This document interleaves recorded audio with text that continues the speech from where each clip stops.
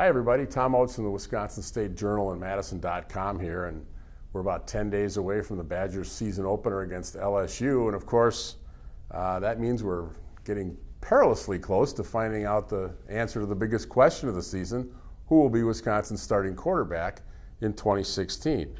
But first, one disclaimer. Reporters, I've seen a bunch of practices. A couple reporters have seen more than I have, but we haven't seen all the practices, nor are we privy to everything that goes on behind the scenes, and you know, we can't tell how a guy's reading defenses necessarily, or how a guy's reacting to defensive changes and calling protections and all those kinds of things. We can't see that. So operating on a limited base of knowledge here of what we've seen, or I've seen in practices so far. And what I've seen is that Alex Hornibrook, the freshman, was probably the best quarterback for the first week, culminating with the scrimmage where he was better than Houston. By all accounts, Houston at that point took stock, and I believe he's come back quite strong since then. Let me just say, though, this is still a very close competition 10 days before the season, probably as close as I've ever seen one of these. Both quarterbacks have been solid, I'll put it that way. Neither one's been great, but neither one's been bad either, and they're probably neck and neck.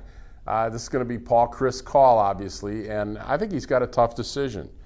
I would like to reject one bogus argument, though, that I've heard out there, which is the Badgers have a tough schedule. They're not going to do very well anyway, so they should just go with the young guy and toss this season away. I just can't, sorry, I can't buy that. This isn't Minnesota or Illinois or Purdue. This is Wisconsin. And in Wisconsin, you don't toss away seasons. You reload and you go out and compete as best you can.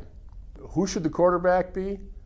I've thought all along that Alex Hornibrook was Paul Chryst' kind of quarterback, and I firmly believe that that is still the case. Having said that, I think Houston's been the better quarterback for the last 2 weeks, and that would be my choice. However, it wouldn't surprise me a bit if either one of them started against LSU.